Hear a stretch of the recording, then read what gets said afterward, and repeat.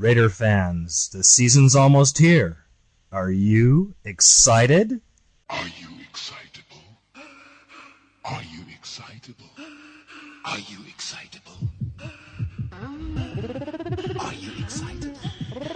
Are you excitable? Are you excitable?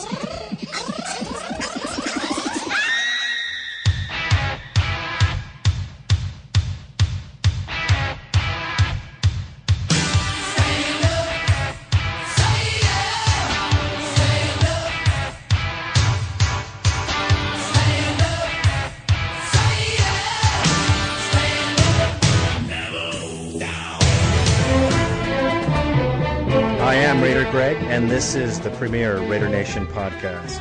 All Raider talk, 24/7, 365 days of the year, dedicated to all Raider fans who need their football fix, day or night. Stay on top with what's happening with your Raiders and the NFL. We're uncensored. We are unapologetic. Join us now.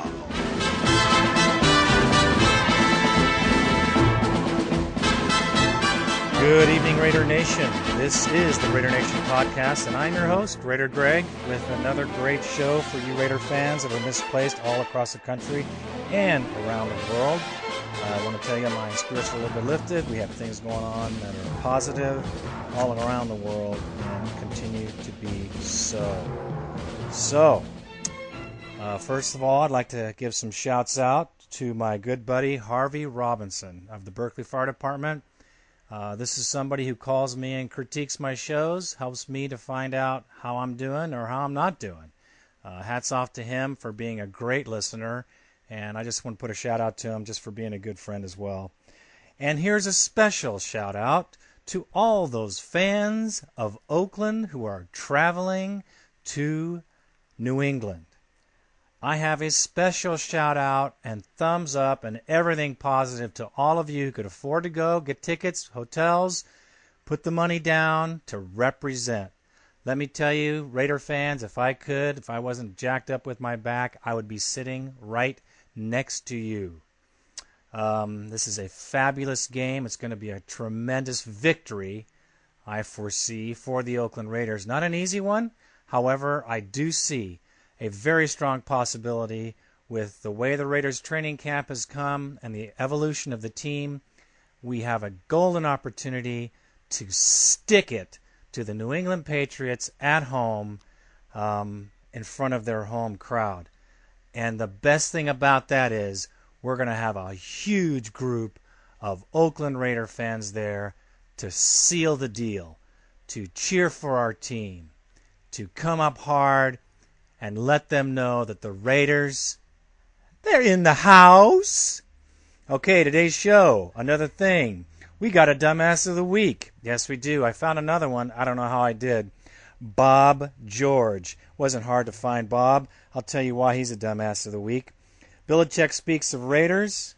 New England's loves Brady. I got to tell you some of the things that I've been reading in the New England papers about Golden Boy Tom Brady. We're going to talk a brief bit about the Saints game. Hard victory to cake under the circumstances, without a doubt. Let's see. Raiders dropped their roster now to 53. Who left? And there's some prizes in there. Jake Grove and Woodson talk about the Pats game and are very candid about that indeed. Once again, Raider fans, I want to remind you to visit our site, www.RaiderNationPodcast.com. It is always changing. It's always evolving. It's one of the top sites on the Raiders. I compare it to any site, including the Raiders site. Our site is moving and shaking with Randy, my good buddy, at the helm. I got pictures. I got all kinds of stuff going on. It's always changing, so please check it out. Also, I want to remind the Raiders fans to vote for me on Podcast Alley. I still have the little icon up there. I need your help. It's a new month. Get on out there and help me out. Currently, I am number one in sports. Your Oakland Raiders are number one above the Chiefs podcast, Washington Redskins, all the way Vikings. You name the NFL team, they have a podcast. And you know who number one is? The Raider Nation podcast. We're number one because our fans are number one. We have over 1 million fans across the world, and that's from Al Davis himself, and that's why we get such, well, that's how come we should get the respect we should get. But you know what? The Raiders are the working man's team. That's all I say. I mean, it's the working man's team. It's a blue-collar team. It's for people who work hard, take their money and go to the game. No pretentious. We don't got sushi at the Coliseum. It's not all that. You know what I'm talking about, Raider fans. Anybody who's gone to the game. We're talking about beer, hot dogs. It's football here, folks. Okay, let's see. Let's start out here with my dumbass of the week, because I can get right into that. Bobby George. Bob George is a writer for the Boston Globe. He writes for the Globe. It's kind of funny. His article reads, "Final cuts made, bring on the Raiders." Okay, and this is how he says it. The Raiders are going to be chapter 1 in a saga, bringing the New England Patriots to yet another Super Bowl championship. So we're a stepping stone for good old Bobby boy. But here's something else he said. He talked about Lamont Jordan of the Colts. Oh, yes, you heard me right. Lamont Jordan of the Colts, who had to follow behind Edgerrin James. Bobby, hello. Are you a football fan, Bobby? Or are you just a guy who writes occasionally for football and maybe some for soccer? You're probably more of a soccer guy because you don't know jack about football. Because Lamont Jordan didn't come from the Colts, geek. He came from the Jets. And not only that, he was behind the number 1 rushing back, Curtis Martin, not Edgerrin James. Get a clue, Bobby boy. You are a dumbass of the week. Total dumbass of the week. Okay, I'm done with Bobby. Bobby, you better look at what you're writing because you made yourself look like the ultimate geek, dumbass of the week, and deserve it.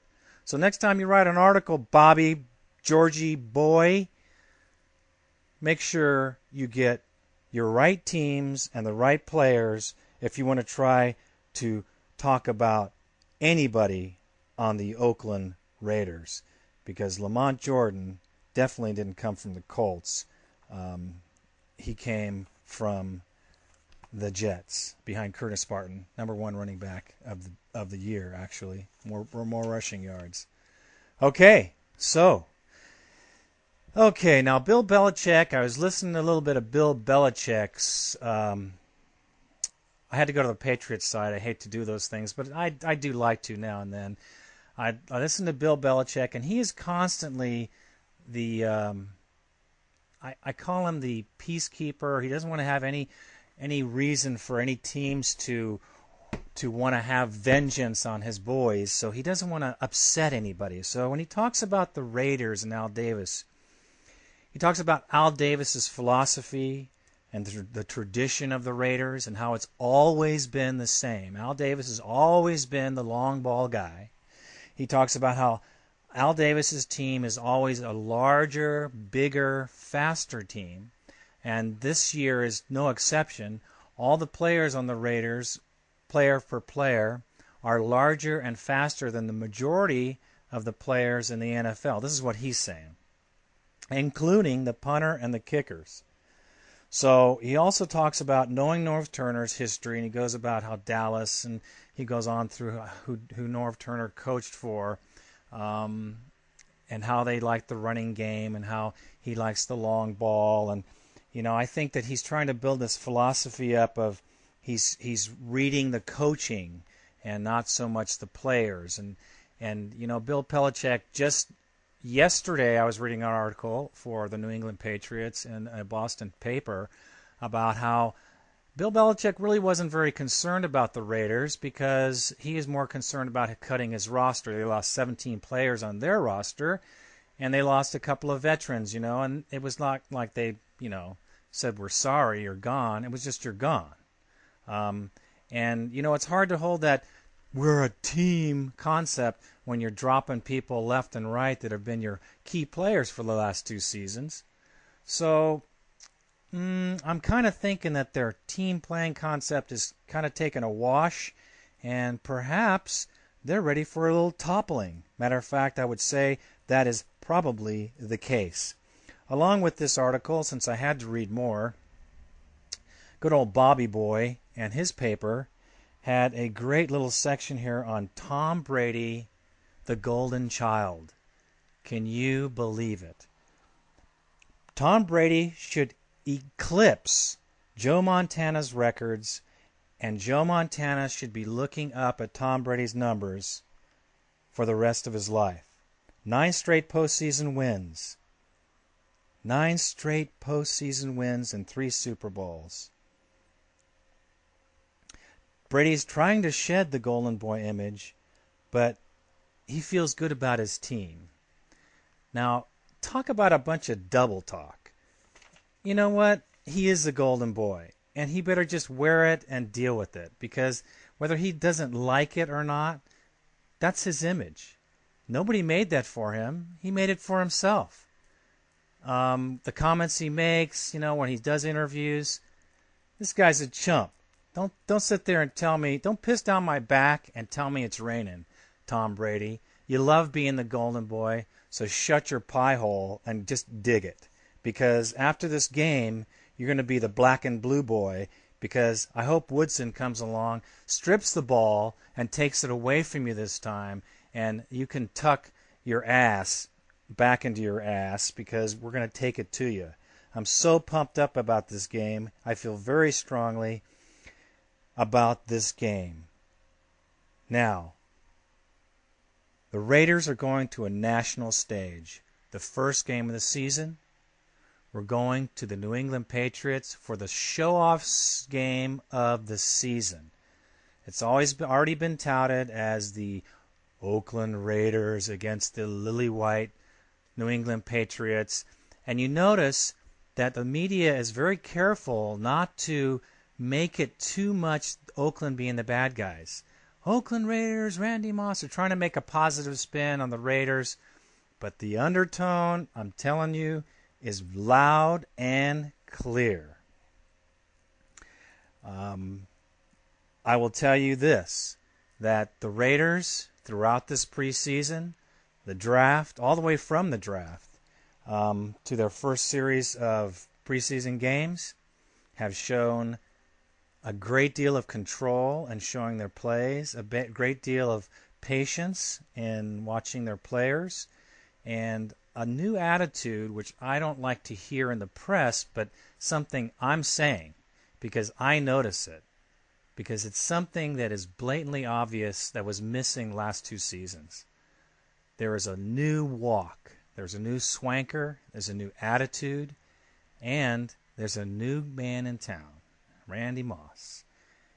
Lamont Jordan is not to be toyed with. Our offensive line, brutal. And we haven't really had the defense on the field to do much of anything except rush the front 4.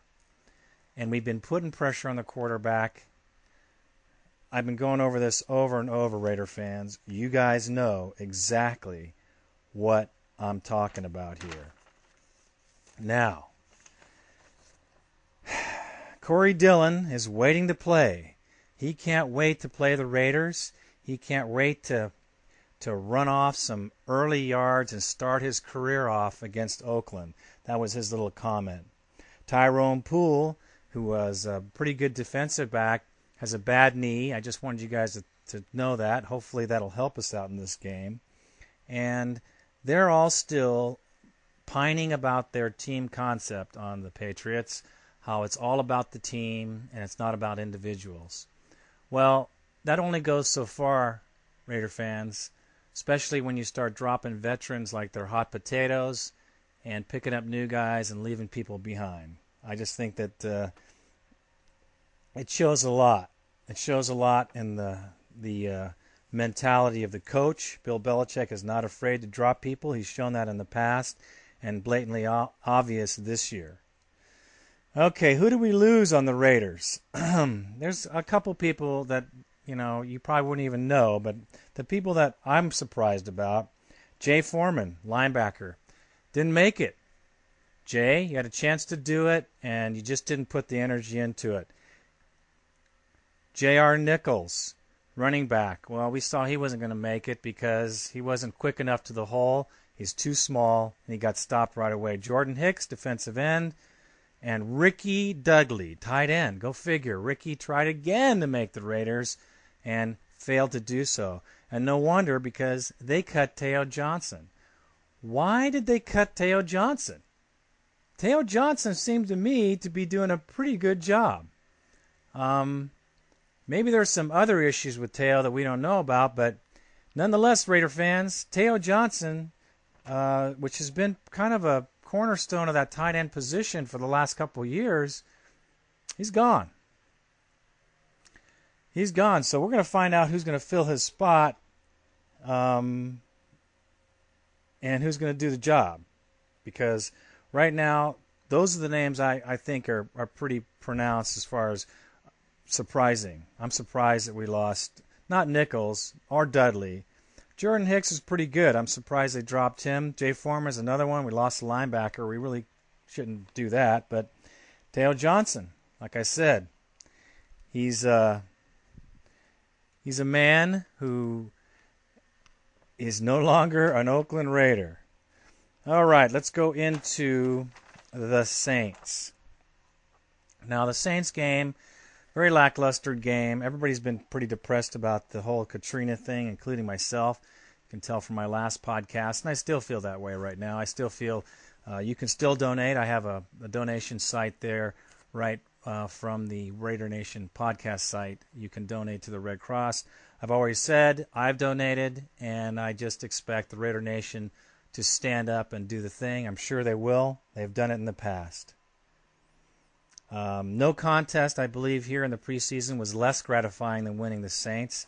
I can't imagine playing knowing that your family and friends are in disarray and in panic and all that. So the victory wasn't much. I didn't feel a victory. It wasn't a contest to be proud of. However, some of the shining moments, which were pretty consistent through the preseason. Johnny Morant, where did he come from again? I'm going to tell you, this guy caught 6 passes for 161 yards. He's on. I mean, I didn't expect him to even make the team when he started in the preseason. And here he is. He is a producing son of a gun. If he can continue this, we'll have we've got such a great receiving core. Johnny Morant, 161 passes. Andrew Walter, 13 of 20, 221 yards. Now, Andrew Walter, I hesitate to say, but I'm going to say it. I think Andrew Walter should be number 2 above Tui. Not necessarily because of Tui's lackluster performance in the preseason, but I just believe that because of his style of play, his pocket presence, which is incredible for a rookie, and the amount of strength that shows that he has in his arm. This man throws the ball, and it looks like he's just tossing a ball to a kid down the street. He threw a 45-yard pass and add 10 more because he was 10 yards behind the line of scrimmage. And it looked like he was just tossing the ball across the street. This guy's got some talent. And the pocket presence is amazing. His ability to throw the ball away in dire situations. I am totally impressed and amazed that we picked this guy up out of the draft. I am not afraid to say that he could end up to be our number 1 quarterback someday in the future. Barring injuries, he has the talent. He has the mentality. And I know he hasn't been rushed on quite yet like he could be in the regular season. Those are tested things, but he's been rushed on. I will say, watch out for Andrew Walter because I do believe he will be number 2, not number 3. And that's not a slam on Tui. It's just the way the ball goes. The 6'6", 202-pounder, or he's 230 pounds. 6'2", 6'6", 230-pound quarterback has the long ball dialed. he can throw the ball 40 yards in a two-step drop and make it look like nothing. So along with that, in the Saints game, I saw a tremendous potential. Moss caught a 27-yarder from Collins for a touchdown. No big deal. Chris Carr. I told you my last podcast that Chris Carr was the man. He is going to be our running man. He's going to be the guy who takes the ball, the punt, and go right back for the touchdown, folks. Watch this guy. He's going to be on fire all season. I say minimum of 4 touchdown returns this year for Chris Carr. He's got it. He's got the eyes. He's got the ears. He's got the legs. He can do it. He went 100 yards for a TD on a kickoff. What can I say? I told you guys. Jordan, he's showing all the speed and moves that he had to. He's getting the ball. He's working the ball. He's had the carries. Now it's just time for him to open up a can of whoop-ass on Thursday night and show Corey Dillon what it's like to be a real champion. Because this guy is ready to set some records with the Raiders. And I believe he's going to have every opportunity to do so. The defense with the Saints, like I said before, we have not shown very many rushing packages. Good thing Rob Ryan's holding those things in. He's holding a lot of plays in from the defensive side. Just basic defense. And with our just basic defense front four, we're getting enough pressure on these quarterbacks to make a big difference. Now, that's a great start. When you can pressure with the front four, and I'm talking about a 4-3 defense here, Raider fans, that's exactly what we're going to use this season. We don't have the 3-4 mentality, nor do we have the 3-4 players. The 4-3 is a consistent winner for us. The 3-4 has come around since, it's kind of been in vogue. It came out, and now everybody started to switch to it, and they had to change their personnel, the roster. They had to change the size of their players. Well, I'm telling you now, the bigger, faster, stronger players in football will dominate. I don't care what about the 3-4. If we have bigger, stronger, faster defensive men, we are going to dominate on the defensive end of the ball. Now, Rob Ryan, now's your time to shine. This New England game is the test of your defense. It's not only the test of your defense, it's the test of your defensive schemes and the changes you made this season. Because if you use any of them shitty defenses that you used last year, I think you should be hung up by your toenails. They were flawed from the beginning to end. Players had nowhere to go. They didn't know where they were going. I don't need to go any further, Raider fans. You know exactly what I'm talking about. So, Rob Ryan, this is your job. I hope it's not on the line. Because in defense, we need to rush Tom Brady. We need to pressure him, not like giving him all the time in the world like he's had the last year. We need to put the hurt on him and then help good old Charles to get on in there and get some interceptions and take the wind out of this guy's sails, the golden boy. Because as far as I'm concerned, the golden boy needs to be taken down a couple notches. Don't you think so? I'm sure you do, Raider fan. Because I will never, and anybody that's a Raider fan better never forget that shitty tuck rule in the snow, because I tell you now for sure, with no equivocation, that we could have won the Super Bowl that year and had 4 under our belt if it wasn't for that shitty play. We lost that game by 1 field goal. We could have won that game if we'd have got that interception or that fumble. And it pisses me off every time we play these guys. That always comes to my mind. And it better come to your mind, Raider fan. I hate the New England Patriots. Don't you hate the New England Patriots? I have such a hatred for them, I can't even believe it. I remember we used to hate the Steelers. I'm sure we still do hate the Steelers. I remember we used to hate other teams. I don't think there's more hatred personally for me than for the New England Patriots. I cannot stand those cocky guys. I cannot stand those guys. Now, of course, in our own division, I have to say the Broncos are my least favorite team, and then it goes down to San Diego being my probably, even though they're going to be the toughest ones to beat this year, San Diego, and I'm not too worried about San Diego. We got such an edge on them. But this year we're not going to have much of an edge. We're going to have to fight that game. Okay. Here we go. In the past 2 seasons, no NFL team have beat the Pats at home in the playoffs. The past 2 seasons, no NFL team has beat the Patriots in the playoffs. So that means these people that are going to Foxborough are sitting in their chairs going, oh, I think I need another latte. Oh, I hope when they win we don't have too much traffic. You know, I'm sure this is the mentality of those people in Foxborough. Jake Grove, as the center, does not care, and he thinks it's a great test and a great opportunity for the Oakland Raiders to shine. Okay?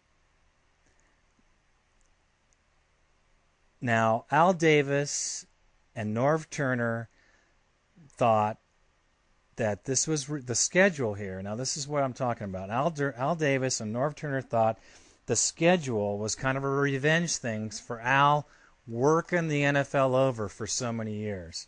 And he's gotten over on them countless times. And I'm glad. You know, you need to have someone like Al in there shaking it up, those corporate geeks. You know, Al's still one of the only owners that attends every game. One of the only owners that watches every training film and every camp. He's also a very integral part of the team selection and draft. You know, I love the guy. You got to love Al. He's quirky, but you got to love him because he loves his football team. And he loves this dynasty, and he's built it in 43 years. So, at first, you know, of course they think it's revenge. Norm Turner and him, I did too. Look at the schedule. You have New England Patriots, first game of the season, defending Super Bowl champions. Then you come back and an in-division game with the Kansas City Chiefs, which I think we should beat without any doubt, but it's not going to be an easy game, but it will be at home. And then off we go again to the other NFC championship game and the NFC champion holder last season, the Eagles. Bing, bang, boom. Talk about a test of your team. I know the Raiders are ready to play. Okay? It's payback. Payback, it's our turn. Al showing the rest of the NFL that the Raiders are ready to compete this year is a big deal to Mr. Davis. And I'm sure that the team is up to the challenge. Okay? And I'm sure that the team realizes that Mr. Davis, and I'm sure he's talked to him, has told them that this is our team, this is our Guido, we do not take what they give us, we take what we want. We do not take what they allow, we take what we can. We go out and get it, dig it, kill it, burn it, whatever we got to do to win that ball game, we're going to do it because we're the Oakland Raiders. We're separate from the rest of the NFL. And he's loved that, and I've loved that as a fan since the very conception. Now, Charles Woodson. Charles Woodson's happy. You bet your ass he's happy. He's making $619,823 per game. That was because he's a franchise player. He's tried to get out of Oakland twice. These last 2 bad seasons, he's tried to get a trade out. He's looking to try to make a move because he didn't want to stay with a team that wasn't going to have anything happen. But guess what? Charles ended up in the best sweet seat in the house. Charles not only got a $10 million contract, but he's now got a rebuild defense, which he's not going to tout on because he's a smart guy. There's some questions and answers that Charles Woodson was asked in an interview. They were asking him about how do you think the D will be this season? And he says, you're going to know on Thursday. This is some reporter trying to catch him, of course. How do you think the defense is going to be, Charles, against the NFL? And Charles says, hey, we'll know on Thursday because that's going to be the game we're going to know. If our defense makes it happen, well, then you go. There you go. If it doesn't make it happen, well, there you go. You're going to see it. We'll know Thursday is what he said. He discounts the preseason just like I discount the preseason. It's premature to look at the defense now and say we're going to be good or bad or indifferent. Okay? He says when you play all 4 quarters and you play all 4 quarters of football with your first team defense and you do a good job, then you know you've done a good job. Well, that's exactly my feeling because we haven't seen any part of the defense really in this season. And that's what he says. The biggest challenge for the defense is pass rush or coverage. What's the biggest challenge was the question. Is it the pass rush? Because we all thought about the pass rush last year.